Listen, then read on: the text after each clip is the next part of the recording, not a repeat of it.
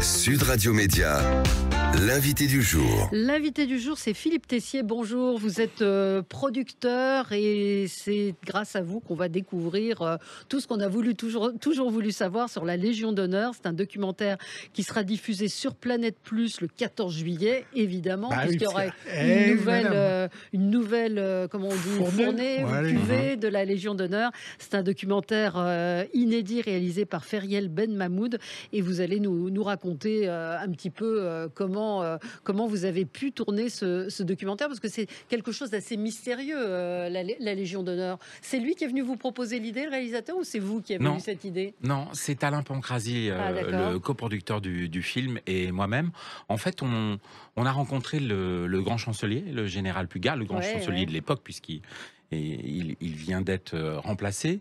Et lorsqu'on a rencontré le général Puga, on a eu un vrai coup de cœur. Ah, c'est un personnage. Parce que lorsqu'on rentre au Palais de la Légion d'honneur, on rentre dans un endroit un peu mystérieux. C'est presque secret. Ouais. Et on s'est tout de suite très vite rendu compte, il y a une phrase qui, moi, m'a beaucoup étonné lorsqu'on est rentré. Il m'a dit, vous êtes chez vous. C'est qui le grand chancelier, pour ceux qui ne savent pas? Le grand chancelier, c'est lui qui a en charge toute la bonne marche de la Légion d'honneur. C'est-à-dire que la Légion d'honneur, il y a peu de gens qui le savent, on ne la demande pas, on la demande pour vous. C'est-à-dire que si Valérie, vous souhaitez avoir la Légion d'honneur, Gilles, vous devez faire une demande très officielle à travers un ministère, peut-être le ministère de la Culture, et ensuite il y a tout un dossier à remplir et des gens, ce qu'on voit d'ailleurs dans le document, on découvre qui est soumis à un comité qui est bien sûr dirigé par le grand chancelier, sous la haute présidence du président de la République, qui n'intervient pas, mais c'est lui le grand patron de la Légion d'honneur. Gilles vous a interrompu parce que vous étiez sur quelque chose d'intéressant. Quand vous dites que vous arrivez et qu'il vous dit vous êtes chez vous. Oui, vous êtes chez vous. Vous êtes la Légion d'honneur, ça vous appartient. J'ai été un peu déstabilisé, je ne comprenais pas ce qu'il voulait me dire, mais effectivement, lorsqu'on arrive à la Légion d'honneur, qui est un palais sublime, j'ai eu la chance d'y aller, c'est magnifique. Vraiment, c'est extraordinaire. Ouais. Et là, on découvre un monde à part et finalement, on se dit que oui, on a peut-être nos chances d'avoir la Légion d'honneur. C'est-à-dire pour service rendu, pour aider la France, pour aimer la France. C'est ça le plus important. Il faut aimer la France. Mais ça n'a pas été un peu dévoyé avec le temps? C'est toujours la question qui revient. Chaque fois, il y a des noms. On se dit, mais vous avez raison. Pourquoi elle? Pourquoi lui? Pourquoi certains journalistes, par exemple? Pourquoi certains acteurs? Vous avez raison, Valérie. On l'évoque dans le film. Il y a des gens qui refusent la Légion d'honneur. Ouais. Blanche Gardin, par exemple. Et pas des moindres, Blanche Gardin, Dalida, Jacques Tardy l'explique très bien, le grand dessinateur, pourquoi il a refusé la Légion d'honneur. Mais le grand chancelier dit, ok, nous, on n'a rien contre. Nous, ce qu'on veut, c'est fêter et remercier des gens qui ont aidé la France à travers la Légion d'honneur. Oui, voilà. Et le documentaire commence avec l'un des gendarmes, policiers ou gendarmes non, c'est un gendarme du GIGN. Du GIGN qui était au moment qui était devant l'imprimerie où se cachaient les frères Kouachi, et il raconte cette Légion d'honneur et pourquoi lui il estime la mériter. Et ce qui est assez drôle, il le dit très bien dans l'interview. Je ne comprends pas pourquoi j'ai eu la Légion d'honneur. C'est-à-dire qu'il est un peu déstabilisé. Oui, j'ai fait mon boulot. Il dit, moi, j'ai fait mon travail et j'ai découvert par hasard. C'est-à-dire qu'un jour, il a pris son téléphone et on lui a dit, cher monsieur Hatton, vous allez recevoir la Légion d'honneur. Il explique d'ailleurs le plus important pour lui, lorsqu'il se trouve en haut de l'échelle sur ce camion qui va attaquer les frères Kouachi qui sont dans l'imprimerie. Il dit, je prends mon téléphone et avant de monter sur le camion, j'appelle ma femme en disant, je ne sais pas si je vais rentrer ce soir. C'est un témoignage très fort. Qu'on a peu entendu. Et il explique très bien son travail à ce moment-là. Et il explique surtout pourquoi il décide de monter sur l'échelle, au-delà de son travail. C'est très varié dans les témoignages. Vous avez Martine Monteil, par exemple, qui a été la patronne de la PJ ça, je peux en parler parce que c'était vraiment un choix personnel. J'aime beaucoup cette femme. Je ne l'explique pas, mais j'aime beaucoup cette femme. Elle est formidable. Patronne du 36 quai des Orfèvres, un CV extraordinaire. Et lorsque je l'ai rencontrée, puisque j'ai assisté pratiquement à l'ensemble des interviews, j'ai rencontré un petit bout de femme. On ne peut pas s'imaginer que cette femme a été la première flic de France d'une manière exceptionnelle. Et elle aussi, elle le dit dans son interview, elle a été un petit peu déstabilisée lorsqu'on lui a dit que le président Sarkozy allait lui remettre cette Légion d'honneur. Elle fait son travail. Depuis des années, elle le fait avec amour, elle le fait avec passion. Et son témoignage est vraiment intéressant. Et justement, elle est également dans la bande-annonce. Voici la bande-annonce du documentaire. Napoléon Bonaparte va réfléchir un petit peu à comment faire pour récompenser aussi bien les civils que les militaires. Il y a plusieurs façons de servir son pays. Ça peut être par la distraction, mais au contraire par le sacrifice. Une décoration, lorsqu'elle vous est remise, bien sûr, elle vous vise. Mais je pense qu'elle honore aussi tous ceux qui ont travaillé avec vous. C'est pas une breloque. C'est un petit morceau de la République. Création documentaire pour l'honneur, vendredi 14 juillet à 20h55 sur Planète Plus. Celui qui parle de breloque, c'est Pierre Arditi, le comédien qui est également dans ce documentaire. Oui, et qui assume totalement et qui explique ce que ça représente pour lui. Et François Hollande aussi, qu'on a entendu, qui parle de la puissance de la Légion d'honneur. Et pour les gens, il le dit d'ailleurs, le président Hollande l'explique très bien. Ouais. Il dit, lorsque je remettais des Légions d'honneur, je souhaitais qu'il y ait plusieurs personnes en même temps, que je ne faisais jamais de remise à une seule personne. Je souhaitais mélanger les genres, à la fois des artistes, des anonymes, des grands professeurs, des gens de médias. Il me dit que c'était très important et ça nous permettait à tous de comprendre cette médaille qui est la Légion d'honneur, qui est très importante, qui est une des plus fameuse en France. Alors, il n'y a pas d'argent. Qui est une des plus respectées. Non, il n'y a pas d'argent, on ne touche rien, c'est que la médaille. Est-ce qu'on peut la revendre? Est-ce qu'elle a une valeur? Est-ce qu'on peut revendre sur eBay sa médaille? Peut-être. Je ne sais pas si on peut la revendre. Peut-être, je ne sais pas. Mais par contre, ce que je sais, c'est que le général Puga l'explique dans le film, c'est qu'ils font la chasse. Ouais. Ils font la chasse aux gens qui se disent avoir la Légion d'honneur, mais qui ne l'ont pas. Hein. Ah oui.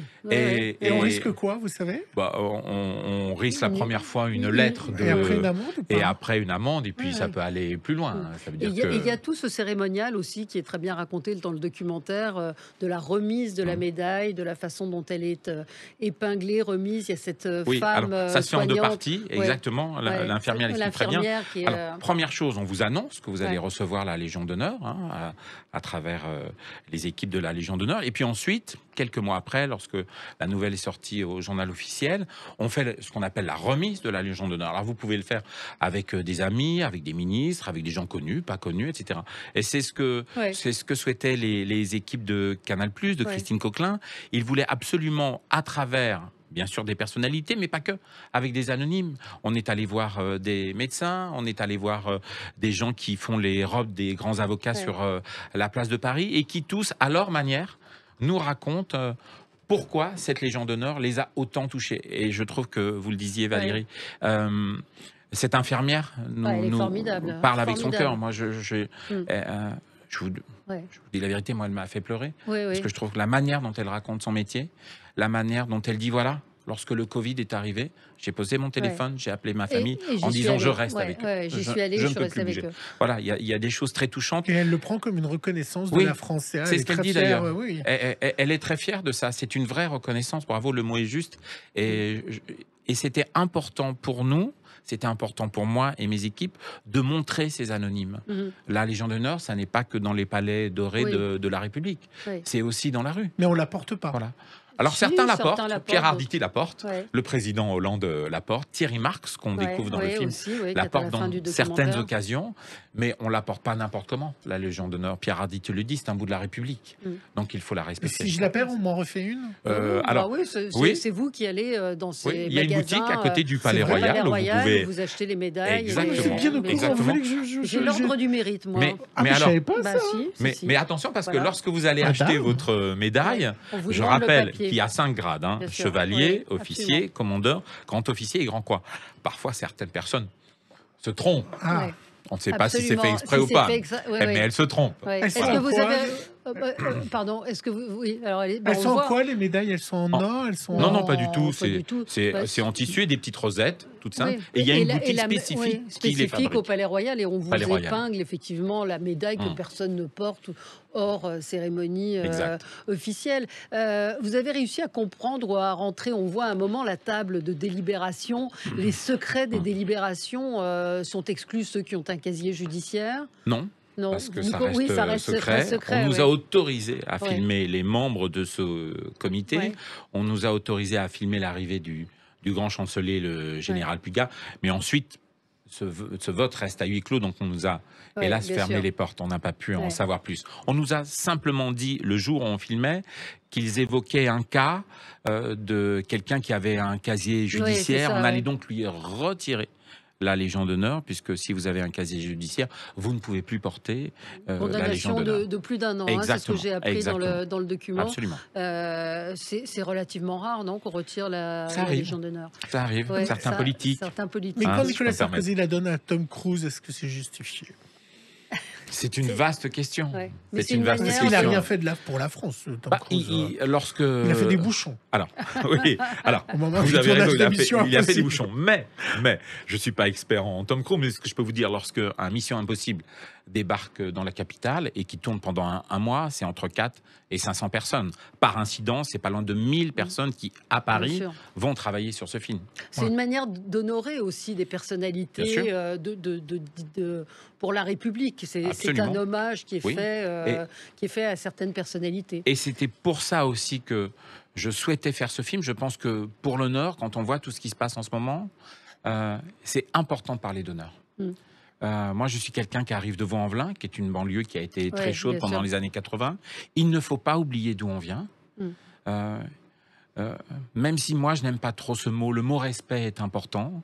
Et je pense que il était temps de parler d'honneur. Je pense que c'est important d'expliquer ce qu'est l'honneur et ce que représente la Légion d'honneur au-delà de la médaille qu'on peut avoir et au-delà de la rosette qu'on peut avoir sur le revers de notre veste. C'est ce qu'on comprend vraiment bien dans le document, justement, ce que vous avez réussi à faire comprendre. C'est vraiment en quoi cette Légion d'honneur, comme le dit Arditi, ce n'est pas une breloque, elle représente beaucoup pour les gens qui la reçoivent. Et puis il y a le sujet de l'école, la Légion d'honneur, qui est une spécificité bien française. Ils ont 2 maisons extraordinaires avec ces jeunes filles. Ces jeunes filles de la Légion d'honneur. Petites filles, arrière-petites filles.